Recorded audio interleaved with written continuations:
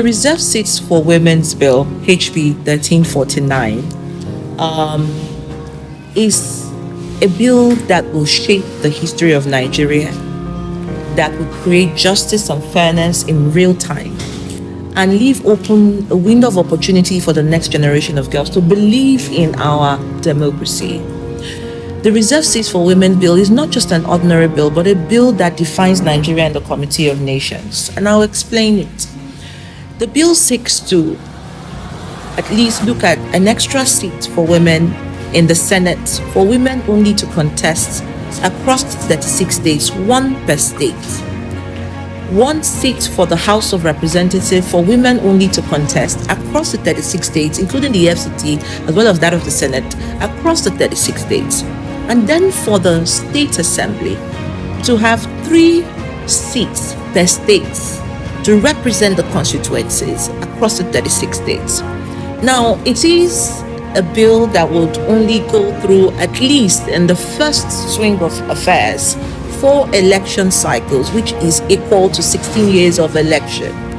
And by that time, we would have seen more women on the table in Parliament, remove the tragic experience of having very few voices, such as only 4 women at the Senate and 14 at the House of Rep, and 14 states only with state assembly members, with over 22 excluded.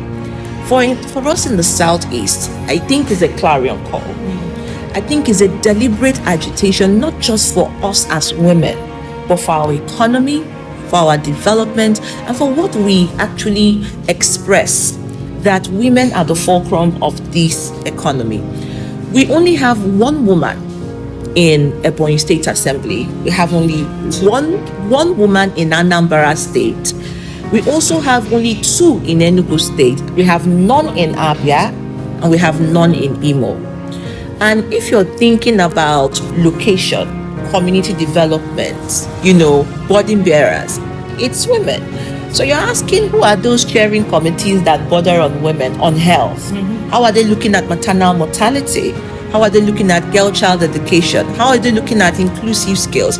And we're talking about women as a minority. There are also the minority within the minority, which are the women with disabilities. Right. So how do you bring those kinds of conversation without being deliberate about policy development that concerns them through representation? And that is what the Reserved Seats Bill for Women seeks to look at. We are not just trying to role model what has worked in other countries. We are a living witness of how it is not working not to include women. Not just for elective positions, but to also look at leadership. Because when you talk about how it offends or how it affects the men, I think we understand that roadmap, because we tried it in 2022 with the 5 gender bills. It failed. We went to protest. We stood in front of the National Assembly for over 4 weeks, and then we didn't lobby, we didn't engage. But it was sponsored by Right Honorable Nkiru Onyajocha at that time, who was Deputy Chief Whip in the National Assembly. But now the Deputy Speaker, who is a man, is sponsoring, and he has also men. It is significant, and that his voice has continued to evaluate the crisis that we may experience further if we don't have a bill actually brings legislation to activate women's participation.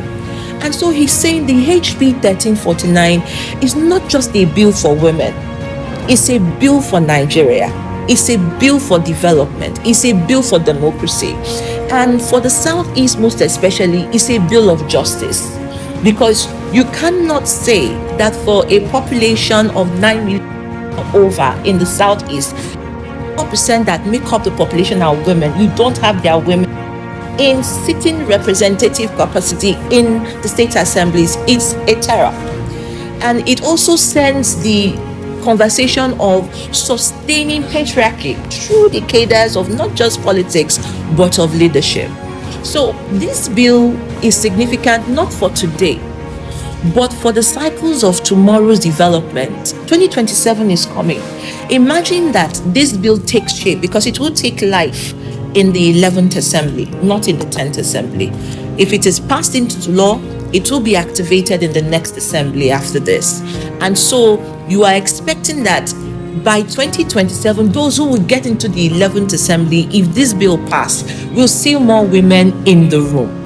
And so when the women are on the table, in terms of the questions to how do we review and what do we do, why can we consider whether they will keep to the agreement of the temporary state of the bill, is the fact that 4 election cycles, 16 years, you may think is a small space, but every year you see that election happen, you are evaluating impact, quality, quantity, and development. And so at the end of 16 years, you're able to say to yourself and to say to myself that these numbers are not just talking heads. These numbers equated to